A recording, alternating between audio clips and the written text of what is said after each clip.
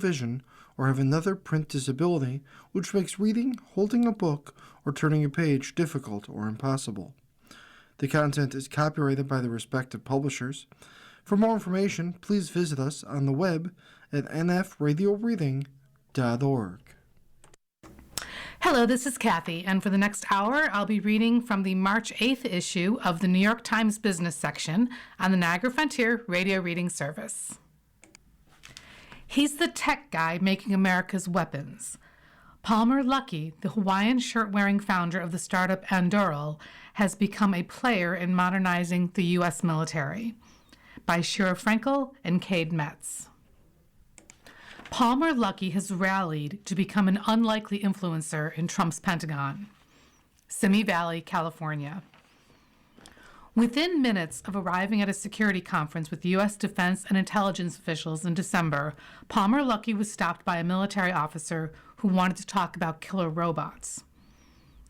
Clad in a Hawaiian shirt and cargo shorts, Mr. Luckey nodded as the officer gushed over artificial intelligence-backed drones and submarines made by Mr. Luckey's defense technology startup, Anduril.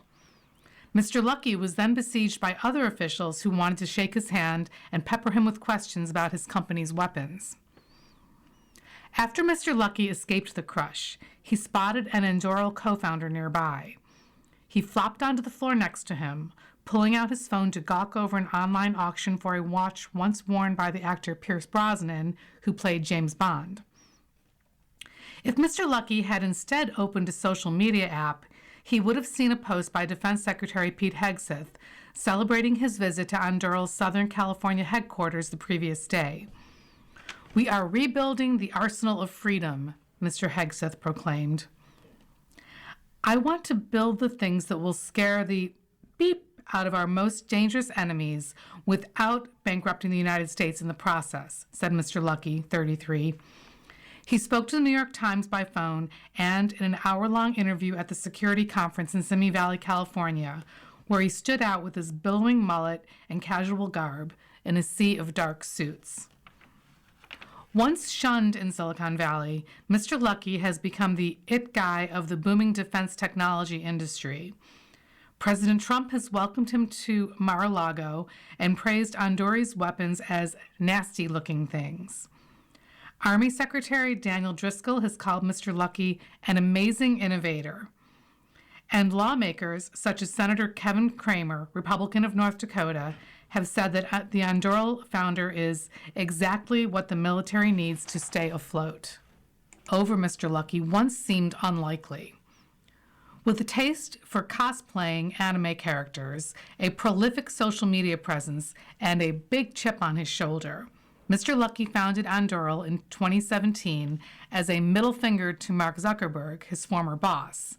The hyper-energetic tech billionaire is far from the prototypical buttoned-up defense executive. But Mr. Luckey pioneered a vision of warfare, even when it was unpopular to do so, that defense officials found compelling. That vision boils down to one thing: autonomy. If AI-backed fighter jets, drones, submarines, warships, and combat vehicles can act as autonomous frontline machines, the technology could save a lot of lives and help the United States win any conflict. Autonomy fundamentally changes the cost of maintaining an arsenal that deters your enemies, Mr. Luckey said. While a traditional fighter jet, submarine, or tank requires an assembly line to produce and hundreds of soldiers to run and operate, autonomous weapons can sit untouched until needed, just like Twinkies, which have a long shelf life, he said. Then, the moment I need to use them, I push a button, they turn on, and they all remember their training because they're robots, he said. Mr. Luckey's ambitions dovetail with Mr. Trump's aim to modernize the U.S. military, for which the president has allocated at least $1 trillion. Mr. Hegseth, who wants to apply AI expansively in defense, recently clashed with the AI startup Anthropic over using the company's technology in classified systems. People in the Pentagon have gravitated to Mr. Luckey as a disruptor to an industry that they believe has become too slow, too expensive, and too ineffective. That has turned Anduril into a major business with more than $6 billion in global contracts and roughly $2 billion in revenue last year. The company, which has raised nearly $7 billion from investors, is looking for more money and has talked about going public. According to reports in The Information and The Wall Street Journal, it is currently raising money from investors at a valuation of nearly $60 billion. Anduril, based in Costa Mesa, California, is part of a growing pack of defense tech startups, which also include the drone makers Skydio and Shield AI. These young companies have taken a leaf out of Silicon Valley's playbook by building products first and figuring out the rest later. Many foot the bill for developing weapons prototypes with no tender or order from the military. The politics of their founders are complicated. Defense tech entrepreneurs often eschewed Republican or Democratic labels, driven instead by a belief that the United States needs to triumph against adversaries such as China. In a group chat known as the B-Boys Club, for founders of companies worth $1 billion or more, Mr. Luckey, who supports Mr. Trump but sees himself as more of a little L libertarian who believes in small government and does not agree with the current Libertarian Party, has led discussions about what a future U.S.-China clash could look like, said two members of the group who were not authorized to speak publicly about private conversations. In general, where the United States has interests that are aligned with the continued existence of a democracy, it's important that we work with them to keep that going, Mr. Luckey told The Times. Whether he can effectively carry out his vision of autonomous warfare is unclear. Anduril has produced only small numbers of weapons for the U.S. military. Some drone and missile tests that the company conducted in Ukraine in recent years were disappointing.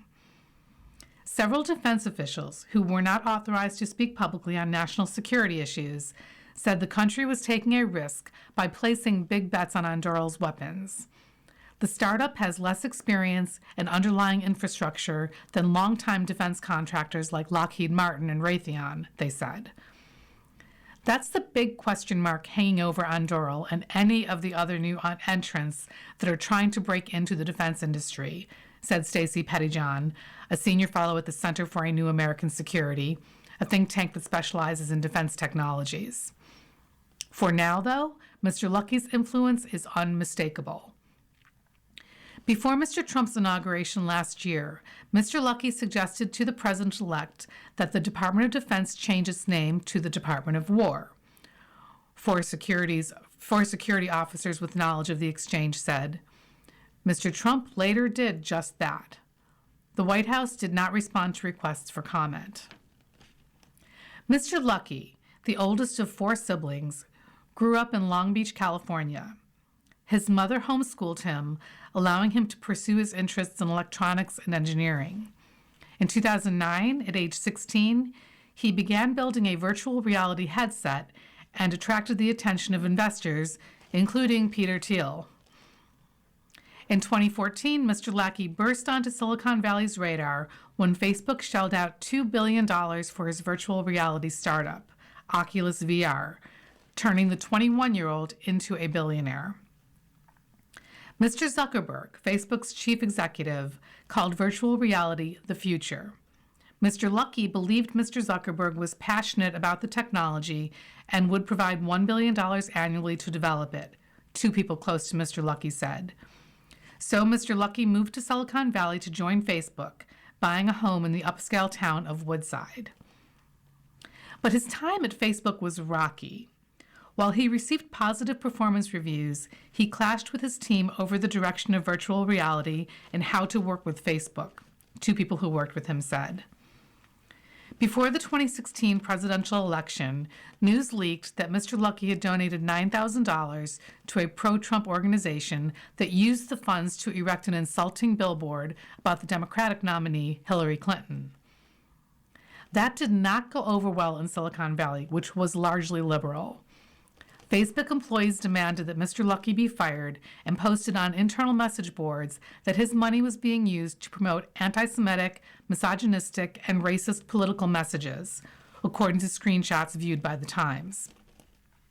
There were just all these headlines about me that weren't true, Mr. Luckey said, adding, I was misrepresented. Privately, he drafted a note to Facebook employees blaming the media for what he saw as distorting his activism.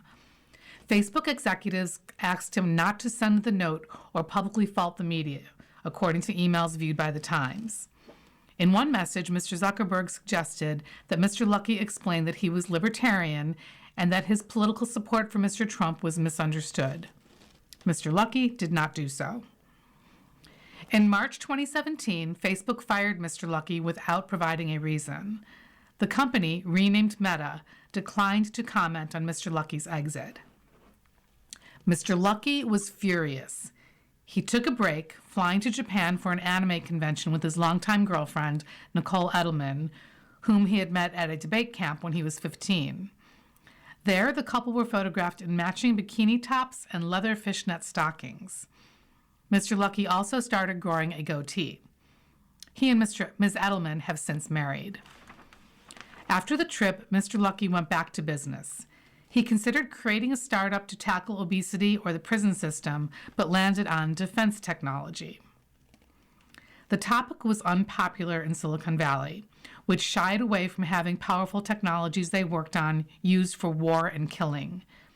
But defense was close to Mr. Luckey's heart. His grandfather had been a pilot who flew as a civilian operator for the U.S. military during Operation Desert Storm in 1991. Mr. Luckey, who adores science fiction and gadgets, also once did an internship on virtual reality headsets to help military veterans treat post-traumatic stress. And he had started buying retired military crafts, including a UH-1 Huey helicopter that he later used to make a dramatic entrance at his wedding. He is really interested, really invested in national security, said Trey Stevens, a partner at the venture capital firm Founders Fund and Anduril co-founder. Anduril's name was inspired by The Lord of the Rings, in which Anduril refers to Aragorn's reforged sword. Mr. Luckey has a replica of the sword. The company's full name, Anduril Industries, also has a side benefit, the initials AI. To establish Anduril, Mr. Luckey returned to Southern California and bought a $12.5 million home in Newport Beach, as well as a $3.8 million property across the street for his car collection. Mr. Luckey took on the title of Anduril's founder, but decided to avoid day-to-day corporate management and focus on building products. Brian Schimpf, previously the head of engineering at the data analytics firm Palantir, became chief executive.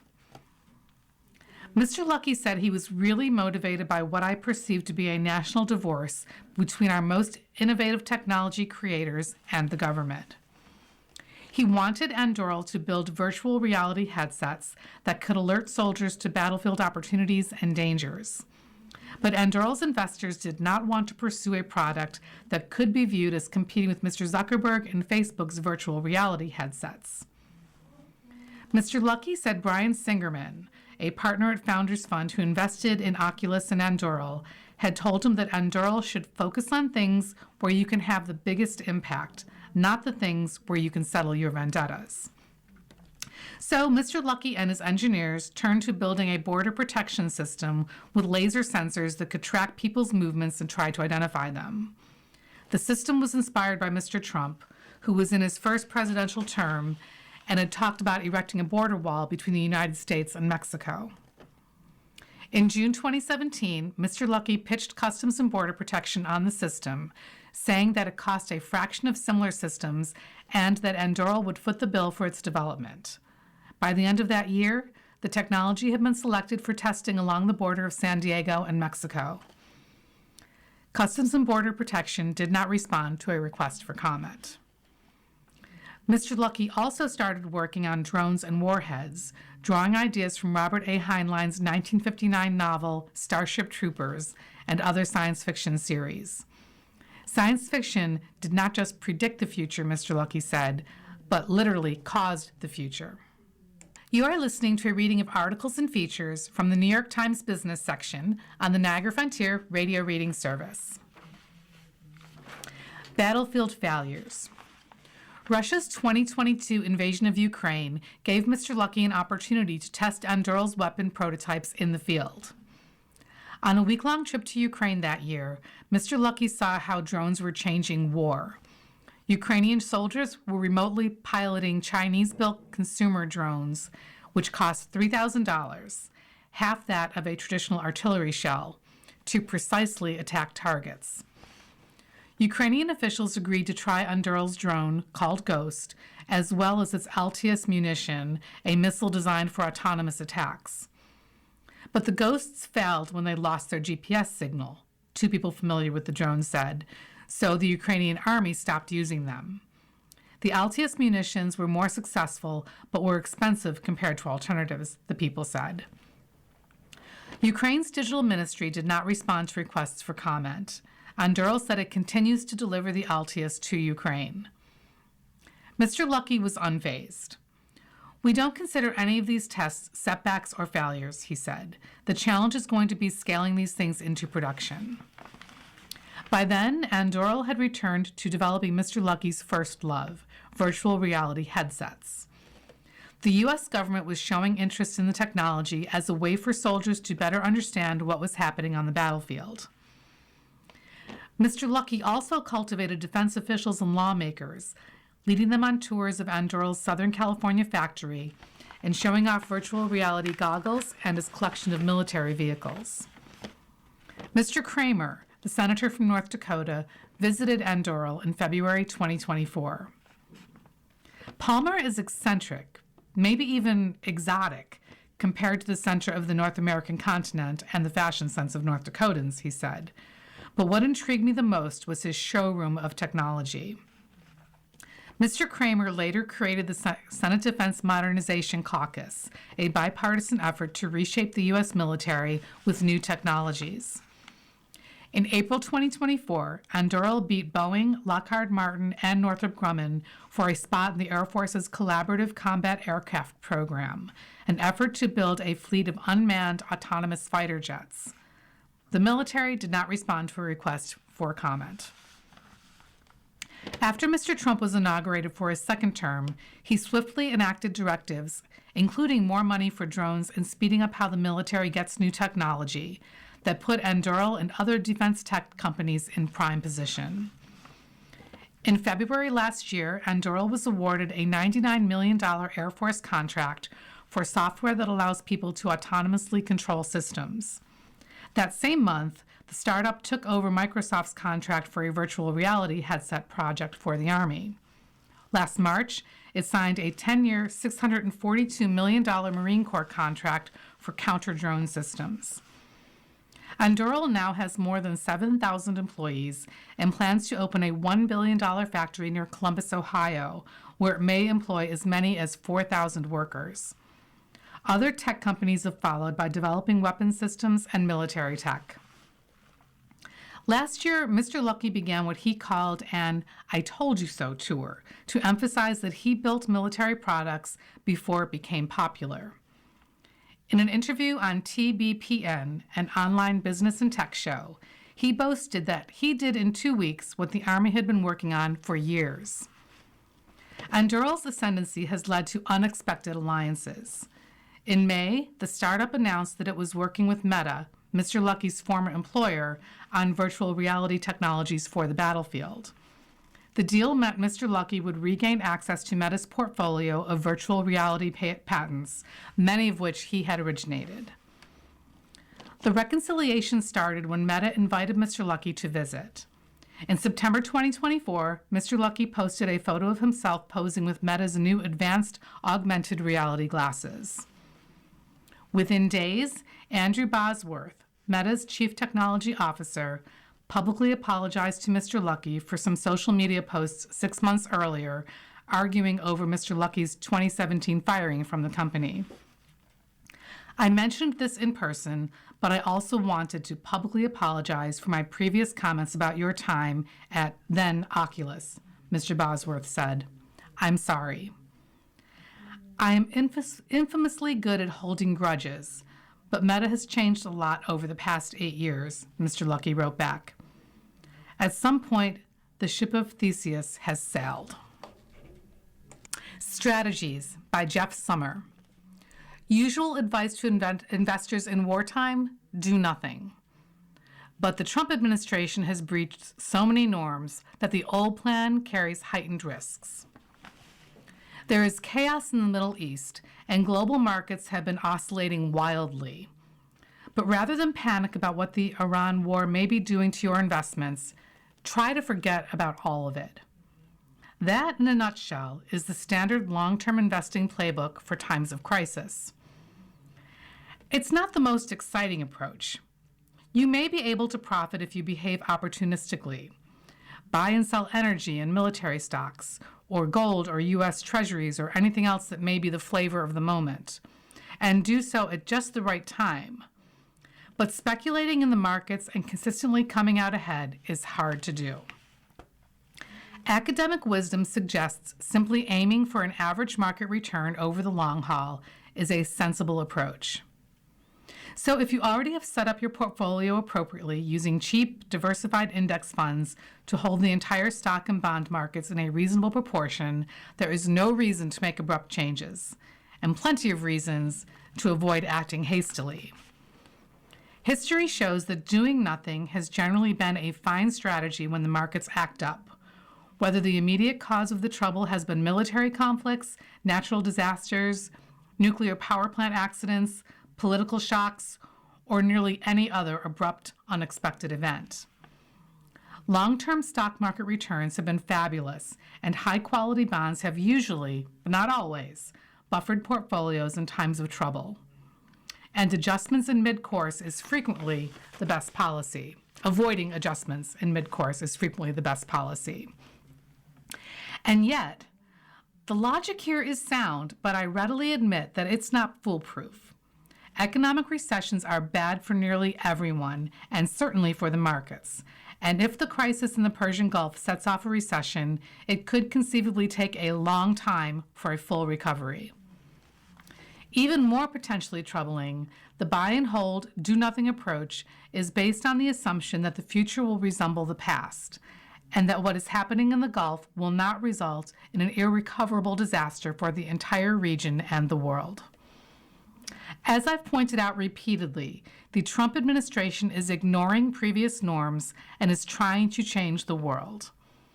In this case, the bombing of Iran and the killing of many of its top leaders have been followed by declarations from U.S. and Israeli leaders that they will continue the assault until they demolish the country's capacity to fight back.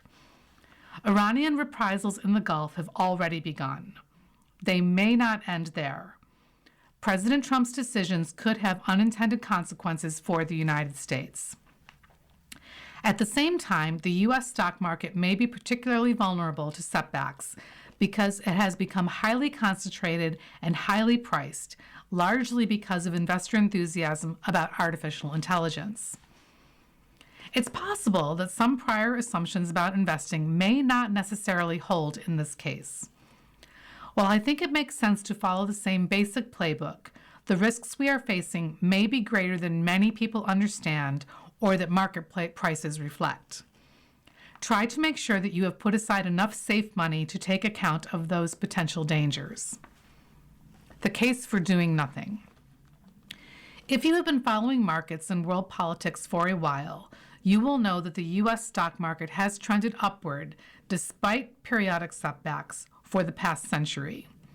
That trend has sometimes been interrupted by military conflicts, but it has never been entirely broken.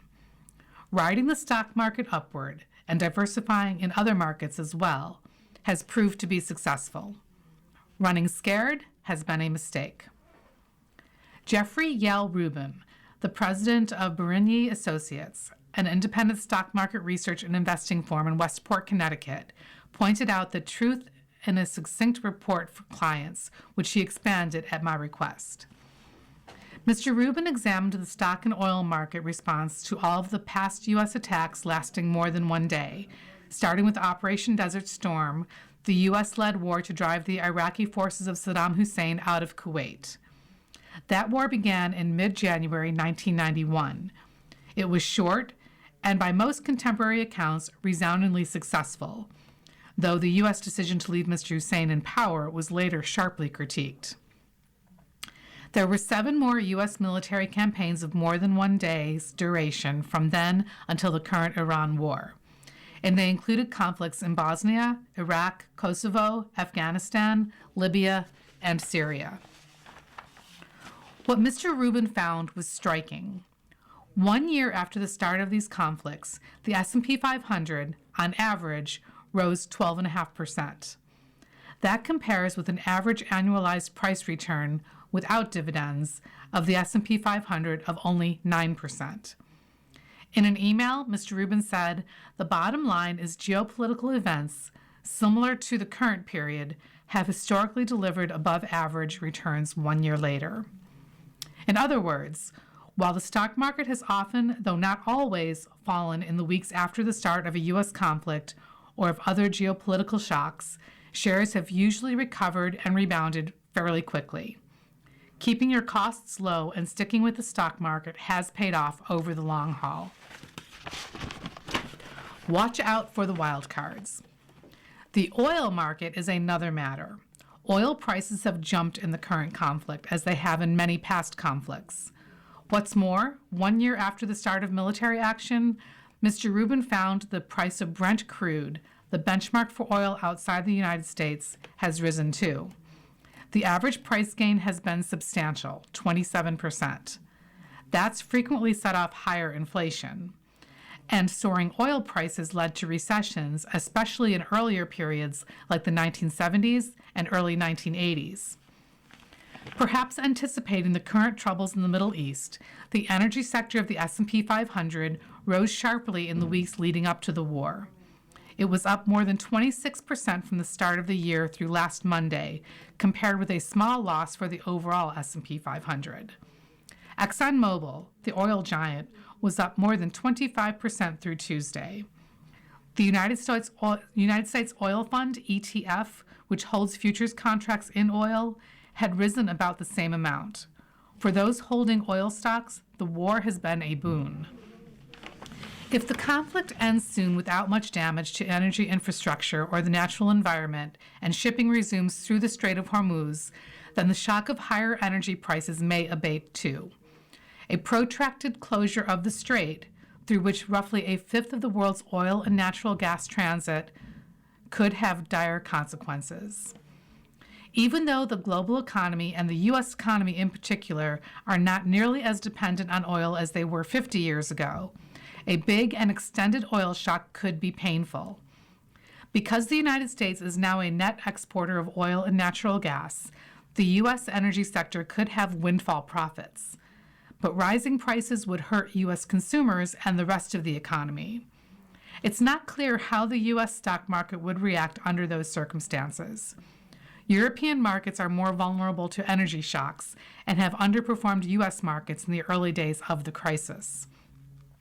The bond market and the dollar are in play right now.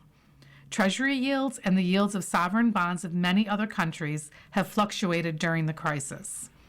The prospect of potential energy price increases and of an upward surge in inflation raises questions about the potential for interest rate increases by major central banks this year, especially for the Federal Reserve.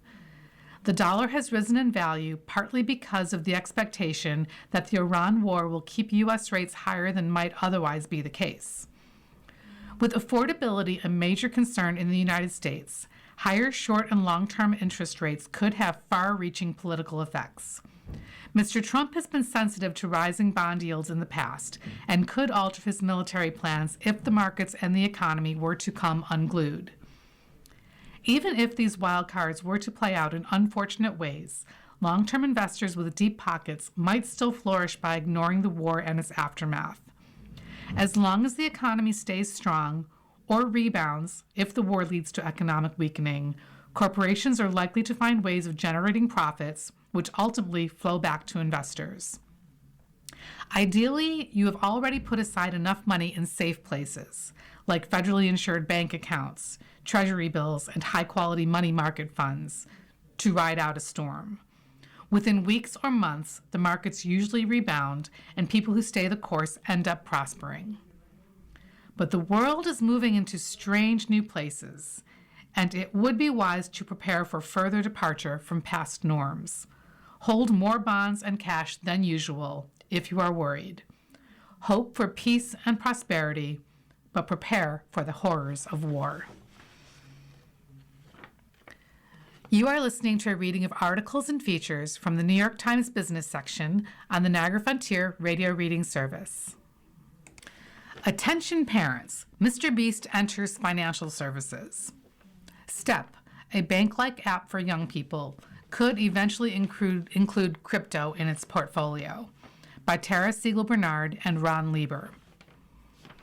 Jimmy Donaldson, the YouTube celebrity better known as Mr. Beast, became popular for broadcasting outlandish but charitable stunts that often involved giving away giant piles of money. Now the 27-year-old is asking his followers to entrust him with theirs.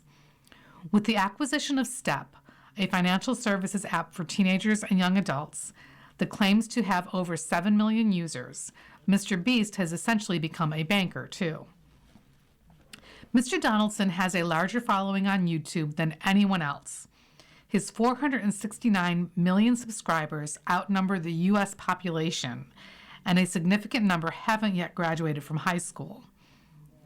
Jeffrey Hausenbold, the chief executive of his company, who arrived in 2024 to help oversee the growing enterprise, has called him the most popular guy in the world, with roughly 1.4 billion people watching his content in the last 3 months. Beyond YouTube, there's a reality contest on Amazon Prime Video, chocolate bars, burgers, a cell phone service, and even a thriller with the novelist James Patterson. Now Mr. Donaldson is wading into more highly regulated and consequential terrain. The question is, what does he plan to do once he arrives there? The Step app offers spending, savings, and investment accounts, the latter of which parents supervise for the sub-18 set. It also issues a secure card which draws on deposits for spending, similar to how a debit card does. The catch, and it's a good one potentially, is that it can help young people build their credit standing. Those investing accounts are where teenagers, especially, could run into trouble. Mr. Hausenbold believes crypto is a viable asset class, and in January, Beast Industries received a $200 million investment from Bitmine Immersion Technologies, a digital asset platform. Bitmine is led by Tom Lee, whose goal is to own 5% of the supply of the cryptocurrency Ether. It might seem as if the new owner intends to nudge millions of teenagers into becoming crypto gamblers. But Mr. Hausenbold said the company, based in Greenville, North Carolina, had bigger ambitions for its financial services platform, with a heavy emphasis on financial education and philanthropy. And Mr. Donaldson has said he wants to provide his followers the financial basics he lacked as a younger person.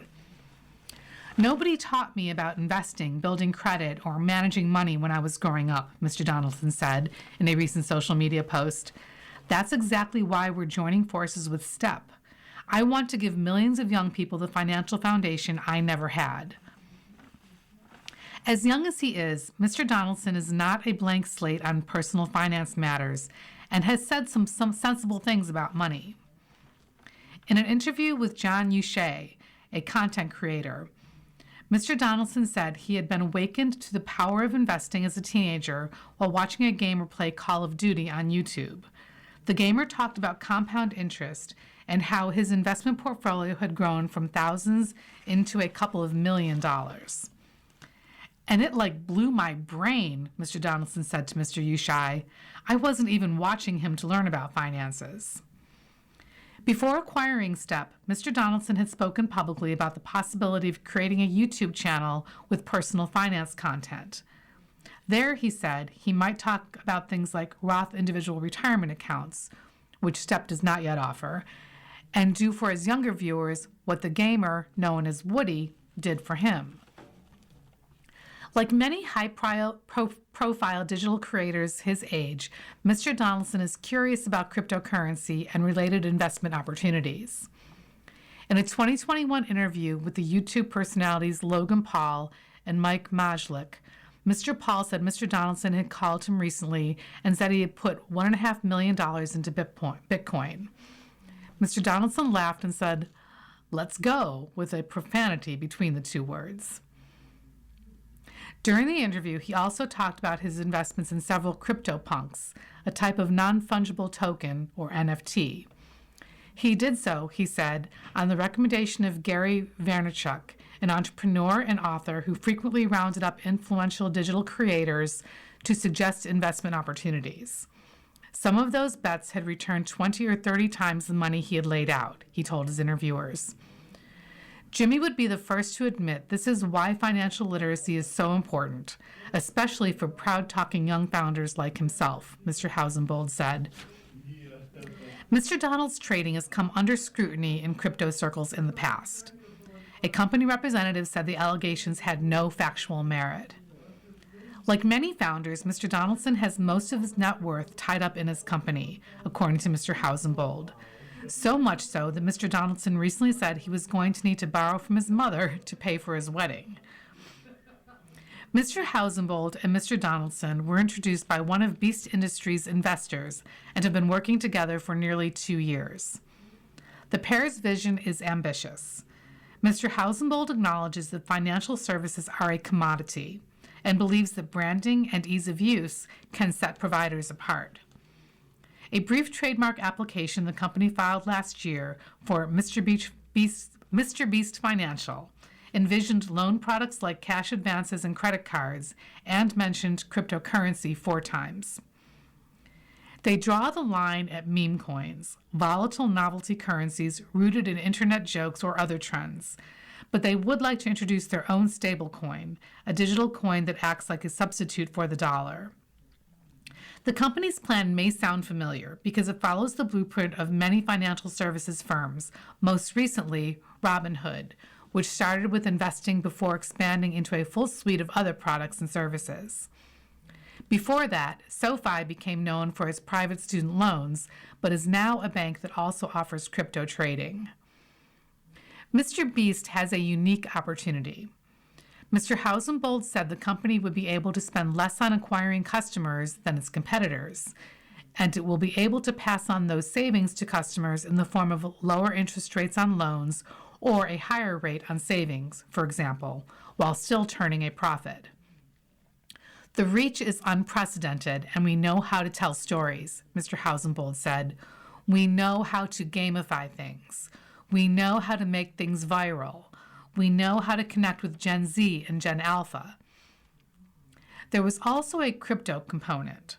Step announced plans in 2022 for a new crypto and stock investment product and said it was the first financial app that will allow both teens under 18 and young adults to buy, sell, hold, and receive crypto. Then the company quietly shut the option down. Step's crypto capability was a net side benefit, but not a driving factor in their deal, according to Mr. Hausenbold. Still, he is a believer in decentralized finance, which takes middlemen out of the equation, and can envision a global computing network with its own digital currency. The endeavor also raises questions about conflicts of interest. There was a time, not that long ago, when big financial personalities like Susie Orman drew criticism for pitching financial products. Mr. Donaldson may be admired by many for his YouTube philanthropy, but his ventures and behavior haven't escaped criticism. Over a dozen contestants who participated in Beast Games, his reality competition show, which carries a $5 million prize, for example, said that they hadn't received adequate food or medical care. And earlier on, he was called out for a poor working environment, as well as using slurs and offensive terms. Most recently, one of his employees was fined and temporarily suspended from Kalshi, the prediction market platform, for allegedly making near-perfect bets using non-public information related to Mr. Beast's show. Mr. Hausenbold said the company was committed to doing the right thing and would reward customers when they exhibit responsible financial behaviors of their own. You could do great while doing great, Mr. Hausenbold said, adding that the company has taken on extra costs to ethically source its chocolate, Feastables. It's endemic to our brand. $3.32, the average cost of a gallon of regular gas in the United States. Gas prices in the United States started rising swiftly in the days after the U.S.-Israeli attacks on Iran.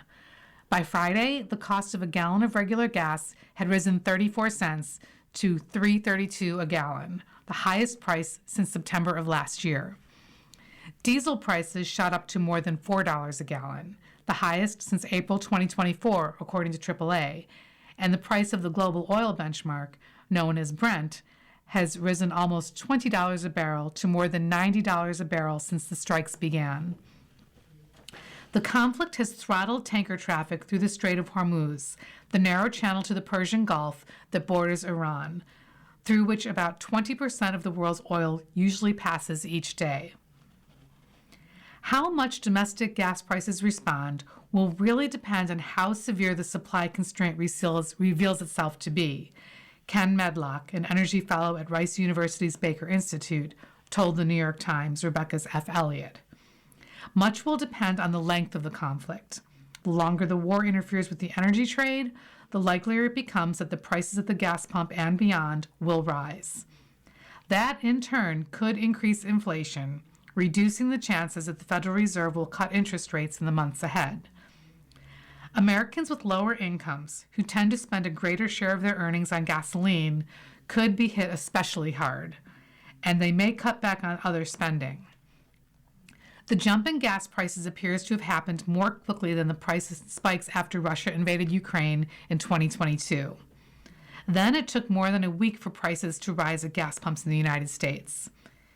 It took a while for people to understand the effect of sanctions on Russian oil, Vidya Mani, a visiting professor at Cornell University who researches supply chains, told the New York Times. By Laura Kelly.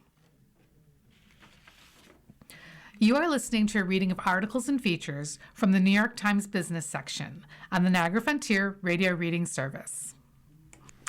The housing market is tilting back toward buyers. After years of bidding wars, sellers are being forced to reassess their strategies. By Rukmini Callimachi.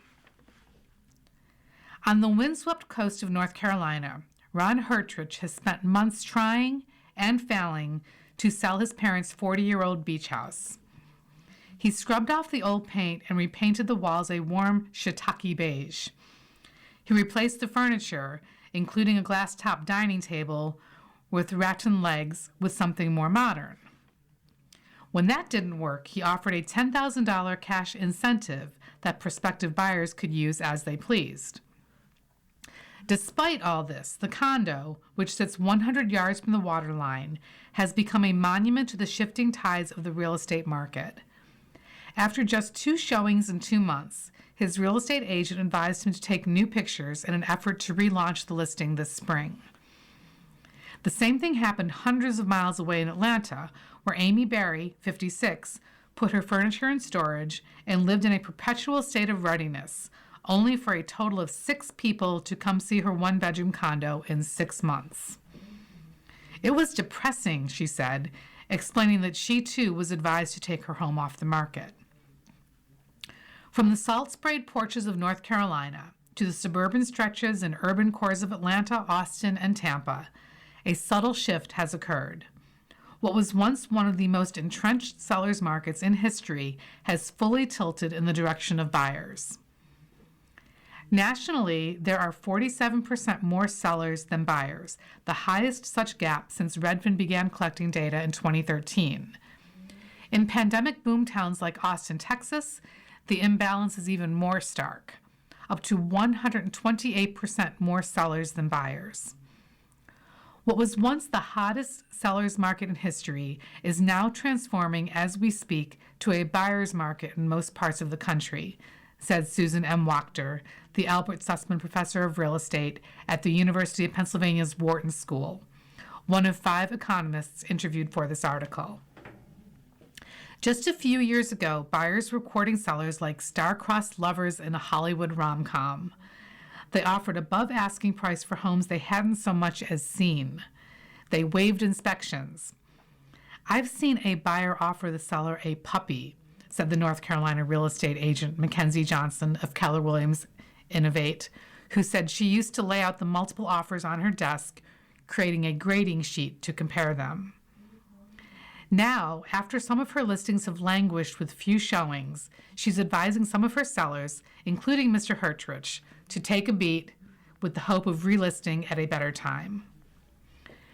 The shift from a seller's to a buyer's market has made buyers more picky, so much so that in December, a total of 16% of home purchase agreements were canceled across the country, the highest tally in nearly a decade, according to Redfin.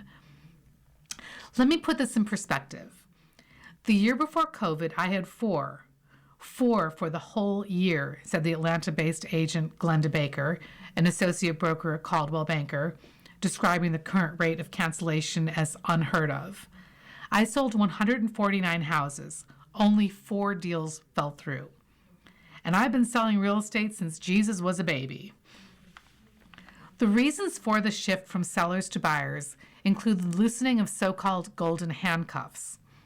For years after the pandemic, a majority of homeowners had mortgage rates that were at 4% and under, making the prospect of selling their home and buying a new one at rates that had climbed in the high 7% range unthinkable.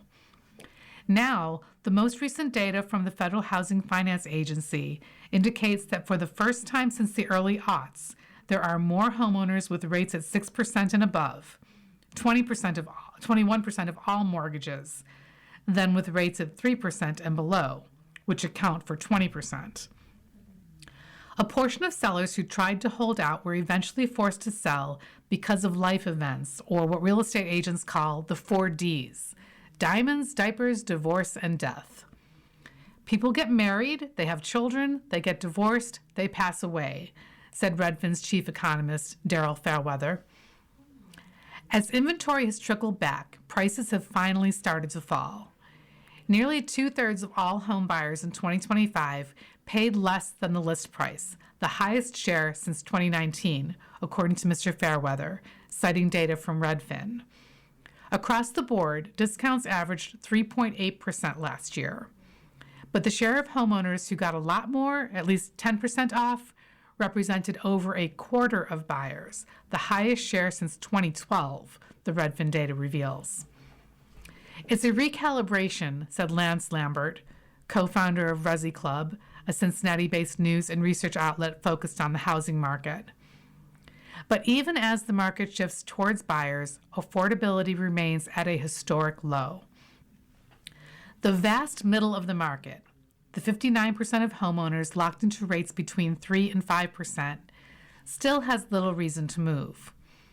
With around 1.2 million homes for sale, the supply is less squeezed than it was at the height of the pandemic, when inventory bottomed out at 850,000. Yet it remains well below the 2 million figure that was considered the norm before 2020, according to data from the National Association of Realtors. It's a buyer's market, but only for a certain kind of buyer, Ms. Wachter said. Many buyers are sidelined because they still can't afford it. In Atlanta, there are 10 other condos for sale in Ms. Berry's 19-story building. After 6 months of trying to sell the 1-bedroom, the exhaustion of living in an open house, the pillows constantly fluffed, the counters perpetually bare, finally eclipsed the hope of sale. Her agent advised her to pull the listing last fall, though she hasn't brought her belongings back from storage. In anticipation of offering the condo again this spring, she's now able to let the clutter of real life spill back across the hardwood floors. An interior designer, Ms. Berry repainted the 1-bedroom after she bought it, including a bright pink door. When she asked her real estate agent if she should repaint the door a more traditional color, she was advised to keep it pink. It will make you stand out from the 10 other apartments in the building, Ms. Berry recalled her agent telling her. A Trip Through the Birthplace of Today's Technologies by Steve Lohr.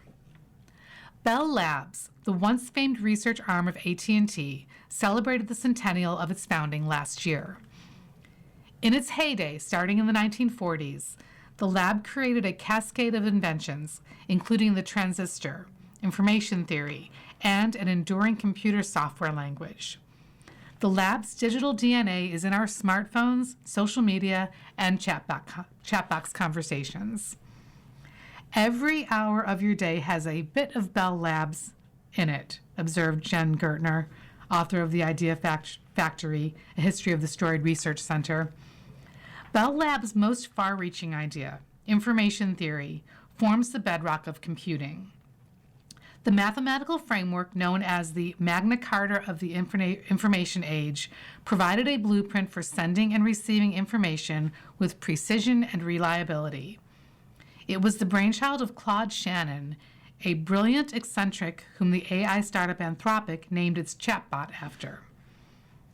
In January, NVIDIA announced a new AI chip packed with more than 300 billion transistors, the tiny on-off electrical switchers invented in the lab. Bell Labs, with headquarters in Murray Hill, New Jersey, became so powerful and renowned that it is entrenched in pop culture.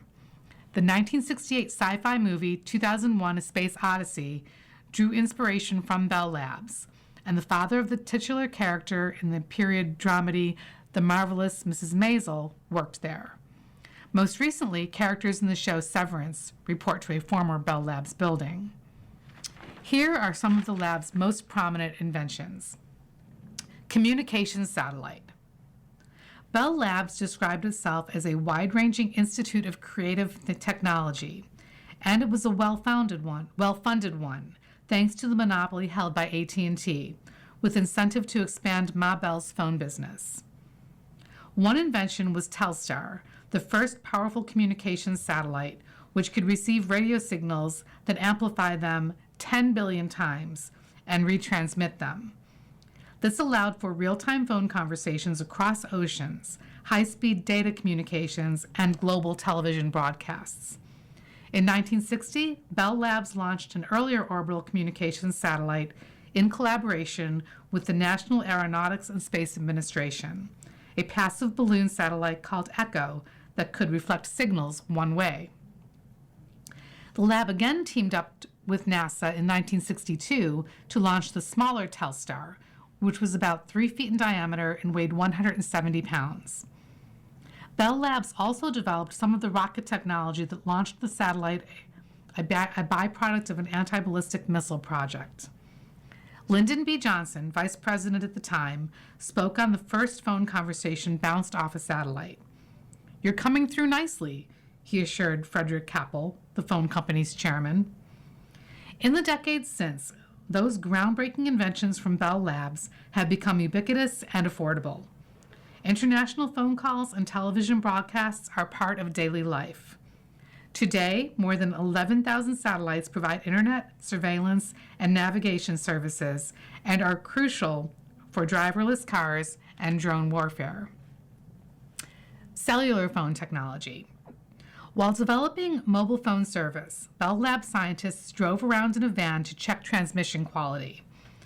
The labs submitted their plan for a working cellular network to the government in 1971, and AT&T opened the first commercial cellular service in Chicago more than a decade later. An early, simple version of mobile service was essentially a conventional phone on wheels, the car phone. Through radio technology, it connected to the landline network for calls. Smaller, more powerful chips, radios, and batteries made a truly mobile phone possible. It still weighed nearly 2 pounds. The technology continued to improve as cell phones grew smaller and more sophisticated. Smartphones, which gained popularity with iPhone's launch in 2007, helped cement the devices as everywhere, ever present, and the dominant device for communication, information, and entertainment, for better or worse. Video calling. The picture phone allowed you to see the person you were talking to on a small screen. It was heavily promoted. An ad for the picture phone said it amounted to crossing a telephone with a TV set. Its tagline, "Someday you'll be a star." The picture phone was introduced to great fanfare at the 1964 New York World's Fair. Even the White House was enlisted for a publicized demo. Lady Bird Johnson spoke via picture phone to a Bell Labs scientist, Elizabeth Wood. But at the cost of $16 for a 3-minute call, more than $165 today, the novelty soon wore off. Though a market failure, the picture phone had a star turn in Stanley Kubrick's 2001 A Space Odyssey. Decades later, tech giants ran with the vision of talking with people on video. Similar technology is now incorporated in every smartphone, allowing people to chat in real time. Video calls have also transformed the way we work, connecting people around the world for meetings. Digital imaging. The light-sensitive electronic sensor, called a charge-coupled device, opened the door to digital imaging.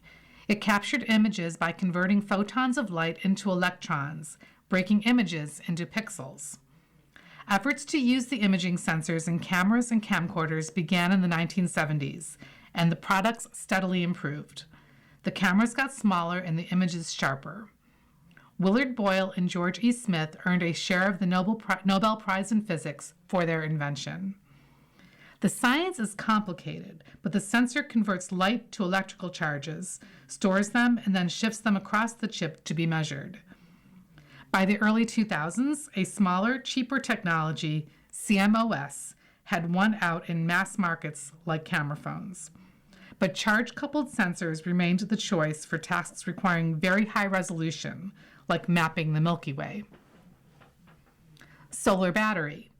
The silicon solar cell was a Bell Labs triumph of material physics. The solar cell performs a special kind of photon-to-electron conversion, sunlight to energy. But while a scientific success, the early solar cell technology was a market flop, prohibitively expensive for mainstream adoption. By one estimate at the time, it would have cost $1.5 million for the solar cells needed to meet the electricity needs of the average American house in 1956. The solar industry would take off decades later, riding the revolution in semiconductor technology, with prices falling and performances soaring. Government subsidies in many countries, eager to nurture clean energy development, helped as well. Today, light-catching panels stretch across fields and deserts. Transistor. All computer technology stems from the transistor, the seemingly infinitely scalable nugget of hardware that is essentially an on-off electrical switch that powers digital technology. It was invented at Bell Labs, which licensed the technology to others, paving the way for today's tech industry. The versatile transistor can also boost signals by holding back electrons and then releasing them, much like a valve on a water pipe. These transistors were the tiniest in their day. The smaller the transistors, the more that can be packed on a chip, using less electricity and enabling faster, more powerful computers. Improvements in transistor design led to mass production in the 1950s, helping inspire new products like the portable transistor radio. The transistor's inventors, John Bardeen, Walter Brattain, and William Shockley, shared the Nobel Prize in Physics for their creation. The technology continued to improve as a computer on a chip in the late 1970s. It was smaller than a fingernail and a few hundredths of an inch thick. Today's microscopic transistors animate the chips that go into our phones, computers, and cars. The artificial intelligence boom is powered by chips of almost unimaginable scale.